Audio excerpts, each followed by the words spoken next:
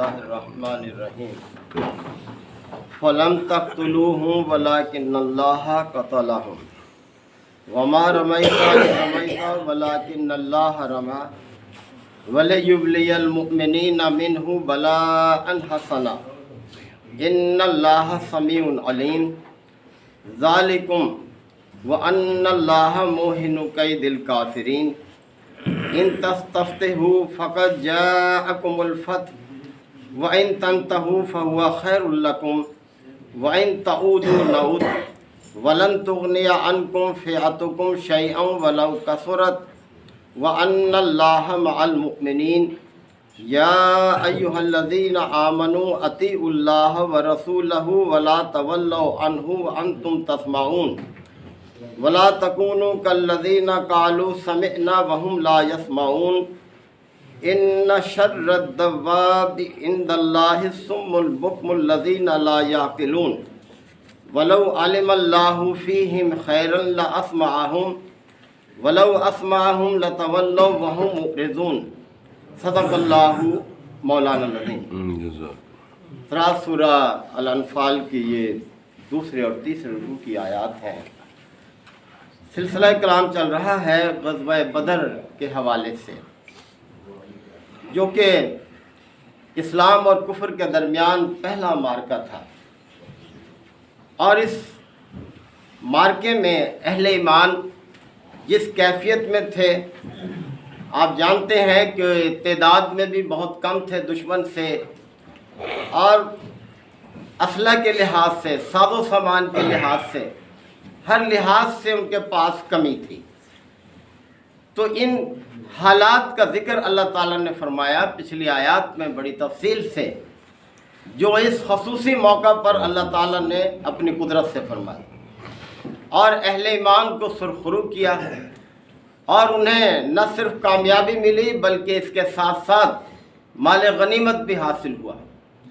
اب چونکہ مال غنیمت کی تقسیم کے حوالے سے پہلے کوئی ضابطہ نہیں تھا، تو اللہ تعالیٰ نے اس سورہ مبارکہ میں مال غنیمت کی تقسیم کا بھی ضابطہ بیان فرمایا، قانون واضح کر دیا، اور اس لیے کہ نبی کریم صلی اللہ علیہ وسلم کی حیات مبارکہ کا یہ جو مدنی دور ہے، یہ 10 سالہ دور، یہ سارا کا سارا میدان جہاد کا دور ہے۔ اس میں کم و بیش اس 10 سالہ دور میں آپ صلی اللہ علیہ وسلم نے 80 کے قریب جنگیں لڑی ہیں، 80 جنگیں، اور ان میں سے کوئی 50 میں آپ صلی اللہ علیہ وسلم نے خود قیادت فرمائی ہے، اس لیے ان کو غزوات کہا جاتا ہے، اور جن میں آپ صلی اللہ علیہ وسلم نے اپنے کسی ساتھی کو علم دے کر بھیج دیا وہ سریہ کہلاتے ہیں۔ تو آپ صلی اللہ علیہ وسلم نے یہ جو اتنا لمبا سلسلہ گزارا ہے، اس کے حوالے سے فرمایا کہ الجہاد و ماضٍ الی یوم القیامہ، کہ یہ جو جہاد ہے یہ تو قیامت تک جاری رہے گا، یعنی کفر اور اسلام کی جو کشمکش ہے یہ کبھی ختم نہیں ہوگی، اور کفر طرح طرح سے پیترے بدل کر تمہارے سامنے آئے گا۔ لہذا ان واقعات کے ذریعے سے، ان حالات کے ذریعے سے جو اللہ تعالیٰ نے خاص طور پر غزوہ بدر میں فرمائے، جیسا کہ پیچھے گزر چکا کہ اللہ تعالیٰ نے بارش برسا دی، اللہ تعالیٰ نے اہل ایمان کے دلوں کو مضبوط رکھا اور کفار کے دلوں میں رعب طاری کر دیا، اللہ تعالیٰ نے فرشتے بھیجے۔ یہ سب اس لیے بیان کیا کہ آئندہ بھی مسلمان کبھی اپنی کم سرمایہ کی وجہ سے حوصلہ نہ ہارے، اتنی تیاری کر لیں جتنی ان کے بس میں ہے۔ مستطاعتم کے لفظ استعمال ہوئے ہیں کہ جتنی تمہاری استطاعت ہے تم اتنی تیاری کر لو، اللہ کو خوب معلوم ہے تمہاری قوت اور دشمن کی قوت بھی، جو کمی ہے وہ اللہ تعالیٰ پوری کر دے گا، گھبراؤ نہیں۔ دیکھ لو غزوہ بدر میں اللہ تعالیٰ نے کس کس طرح سے تمہارے لیے سامان کیا، لہذا ہمت نہ ہارنا۔ تو اب یہاں آگے مزید بات کی جا رہی ہے کہ فلم تقتلوہم، اے مسلمانوں تم نے قتل نہیں کیا ان کافروں کو، بلکہ وَلَكِنَّ اللَّهَ قَتَلَهُمْ، اللہ نے ان کو قتل کیا۔ یعنی کس طرح سے دیکھیں، 70 کے قریب مارے گئے، کل 313 تو تھے مسلمان، جگہ جگہ تعینات تھے، اور 70 کے قریب ہی جنگی قیدی بنے۔ یعنی اتنی بڑی تعداد کو ایک چھوٹی سی تعداد سے اللہ تعالیٰ نے کس طرح سے ان کو زیر کر دیا۔ وَمَا رَمَيْتَ إِذْ رَمَيْتَ، اور اے نبی صلی اللہ علیہ وسلم جو کچھ آپ نے پھینکا وہ آپ نے نہیں پھینکا، وَلَكِنَّ اللَّهَ رَمَى، بلکہ اللہ نے پھینکا وہ۔ یہ اشارہ ہے اس طرف کہ جب دونوں گروہ آمنے سامنے آ گئے اور لڑائی شروع ہونے والی تھی تو آپ علیہ الصلوۃ والسلام نے ریت مٹھی میں بھری، اٹھائی وہاں سے اور کفار کی طرف پھینک دی۔ یہ اشارہ ہوتا ہے، جیسے کہتے ہیں نا کہ کسی کے منہ پر خاک، یعنی کہ وہ رسوا ہو، تو شاہت الوجوہ کہتے ہوئے آپ نے وہ ریت دشمن کی طرف پھینکی، اور وہ اللہ تعالیٰ نے اسی کو پہنچایا دشمن کے طرف، انجام کی طرف، کہ وہ خاک آلودہ ہوئے ان کے چہرے۔ تو اللہ تعالیٰ فرما رہا ہے کہ وَمَا رَمَيْتَ إِذْ رَمَيْتَ، اے نبی پاک صلی اللہ علیہ وسلم جو کچھ آپ نے وہ پھینکا وہ آپ نے نہیں پھینکا، وَلَكِنَّ اللَّهَ رَمَى، بلکہ وہ اللہ نے پھینکا۔ وَلَيُبْلِيَ الْمُؤْمِنِينَ مِنْهُ بَلَاءً حَسَنًا، اور یہ ساری صورتحال اس لیے برپا کی گئی تاکہ اللہ تعالیٰ مومنوں کو ایک اچھی آزمائش کے ذریعے سے اچھے طریقے سے نکال لے، مومنوں کو یقین ہو جائے، ایمان پختہ ہو جائے کہ اللہ ان کے ساتھ ہے، اللہ ان کی مدد کرنے والا ہے، وہ ایسے ایسے حالات پیدا کر دیتا ہے جو انسان کے گمان میں بھی نہیں ہوتے، اس طرح سے وہ مدد کر دیتا ہے۔ ان اللہ سمیع علیم، اور اللہ تعالیٰ سمیع ہے، علیم ہے، یعنی وہ سب کی سن رہا ہے اور سب صورتحال اس کے علم میں ہے، اس سے علم سے باہر نہیں ہے کسی کی کوئی کیفیت۔ ذالکم، تو یہ تو تمہارے ساتھ ہوا، اہل ایمان کو فرمایا جا رہا ہے کہ یہ رویہ تو اللہ نے تمہارے ساتھ رکھا، یعنی تمہیں اس طرح سے کامیابی کے ساتھ نکال لیا، اس آزمائش سے تمہیں کامیاب کر دیا، دشمن کو رسوا کر دیا۔ وَأَنَّ اللَّهَ مُوهِنُ كَيْدِ الْكَافِرِينَ، اور جہاں تک کافروں کا تعلق ہے تو اللہ ان کی تدبیروں کو کمزور کرنے والا ہے، اللہ ان کی تدبیروں کو ناکام کرنے والا ہے۔ اور جیسے کہ فرمایا نا وَمَكَرُوا وَمَكَرَ اللَّهُ، وہ اپنی تدبیر کر رہے تھے، اللہ اپنی تدبیر کر رہا تھا۔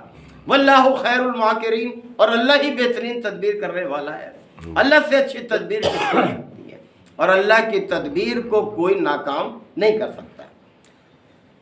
ان تستفتحوا، اب اشارہ ہے ایک اور چیز کی طرف۔ جب یہ کفار مکہ سے روانہ ہو رہے تھے تو ابو جہل اور ساتھیوں نے خانہ کعبہ کے پردے کو پکڑ کر یہ دعا کی تھی کہ اے اللہ ہم میں سے جو حق پر ہو وہ کامیاب ہو جائے۔ تو جب وہ پھر آئے مقابلے پر تو دیکھیں کون کامیاب ہوا، کون حق پر ہوا۔ تو اللہ تعالیٰ فرما رہا ہے ان تستفتحوا، اگر تم فیصلہ چاہتے ہو، یعنی تم اللہ سے یہ کہتے ہو کہ فیصلہ ہو جائے ہمارے درمیان، فقط جاءکم الفتح، تو فیصلہ تو ہو چکا اب تمہارے درمیان، دیکھ لو کون کامیاب ہوا۔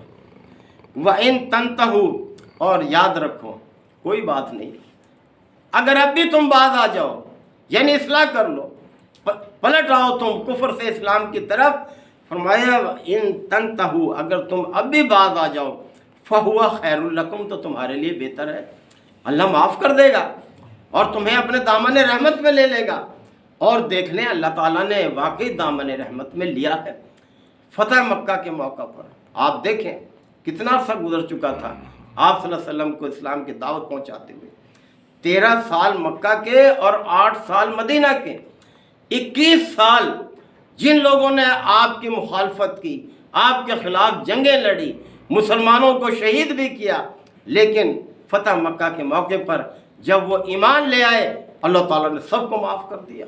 یہ سب کے سب ابو سفیان ہیں، امیر معاویہ ہیں، یہ سب کے سب اس موقع پر ایمان لائے ہیں، اور بے شمار لوگ جو ایمان لائے صحابہ کے لائے، ہم بڑی عزت سے اب ان کے نام لیتے ہیں۔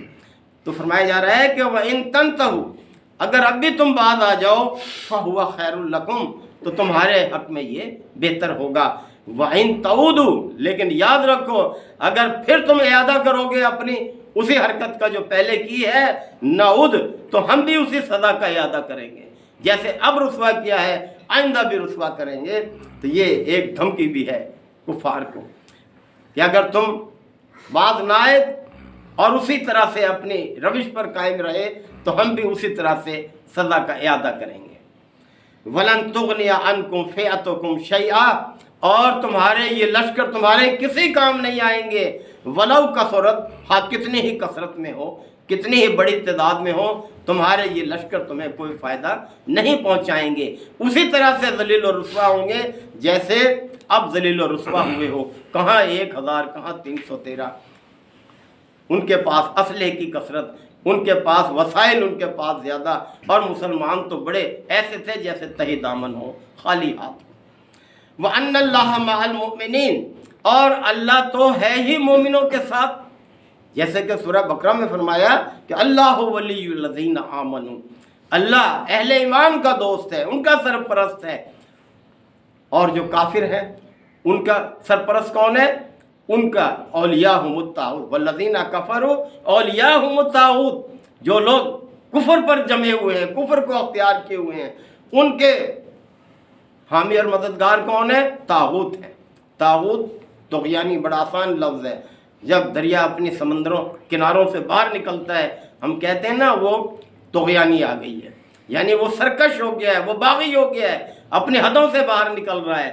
تو جب انسان اللہ کی قائم کی ہوئی حدوں سے باہر نکلتا ہے تو وہ کیا ہے؟ وہ سرکش ہو رہا ہے، وہ باغی ہو رہا ہے۔ تو کفار کے جو مددگار ہیں وہ کون ہے؟ طاغوت ہیں۔ والذین کفروا اولیاءہم الطاغوت، ان کے سرپرست تو طاغوت ہیں۔ تو طاغوت کبھی بھی اللہ کے مقابلے میں کامیاب نہیں ہو سکتا۔ اہل ایمان کو یہ سمجھایا جا رہا ہے۔ یا ایھا الذین آمنوا، اب اہل ایمان کی طرف توجہ۔ اے لوگوں جو ایمان کا دعویٰ کرتے ہو، ایمان کا تقاضا یہ ہے اطیعوا اللہ ورسولہ، کہ اللہ اور اس کے رسول کی اطاعت کرو۔ اب رسول کی اطاعت ہی حقیقت میں اللہ کی اطاعت ہے۔ وَمَن یُطِعِ اللَّهَ، یہ کہ جو بھی اللہ کی اطاعت کرنا چاہتا ہے اسے چاہیے کہ وہ رسول کی اطاعت کرے۔ اللہ کی اطاعت ویسے ممکن نہیں ہے، انسان اپنے طور پر نہیں کر سکتا۔ رسول کی اطاعت ہی اللہ کی اطاعت کی سند ہے، وہی ذریعہ ہے، وہی بتاتا ہے کہ اللہ کی اطاعت کس طرح سے کی جائے اور کون سی اطاعت اللہ کو قبول ہے۔ رسول اپنے رویے سے، اپنے قول سے لوگوں کے سامنے اس چیز کو واضح کرتا ہے۔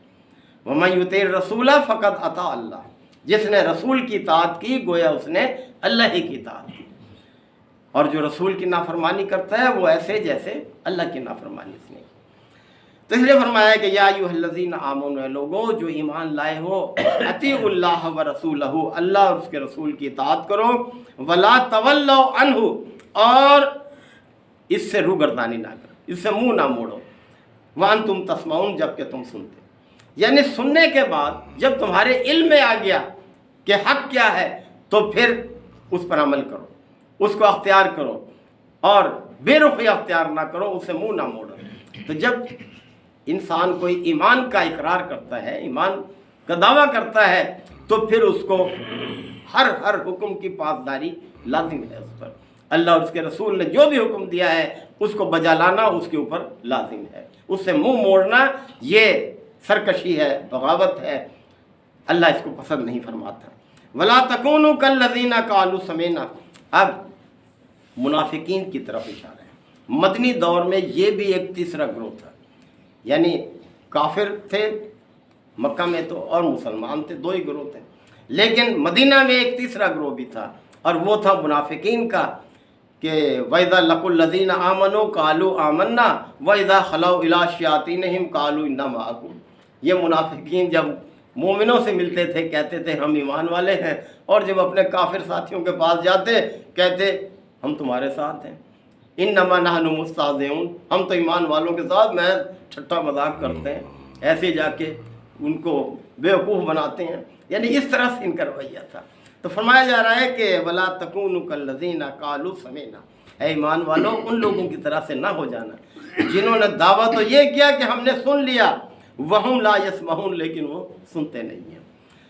یہاں سننا قبول کرنے کے معنی، عمل کرنے کے معنی، یہ انداز ہمارے ہاں بھی استعمال ہوتا ہے۔ دیکھیں نا، ماں اپنے بچے کو کہتی ہے اب یہ شرارت نہ کرو، وہ پھر اسی میں لگا ہوا ہے، پھر کہتی ہے مت کرو، بار بار کہتی ہے، لیکن بچہ پھر بھی اس میں لگا رہے تو پھر وہ اس کو کیا دھمکی دیتی ہے، تو نے سنا نہیں، یعنی اب مطلب یہ ہے کہ اب میں دوسرا رویہ اختیار کروں گی۔ تو سننے سے مراد ہے قبول کرنا، عمل کرنا اس چیز پر۔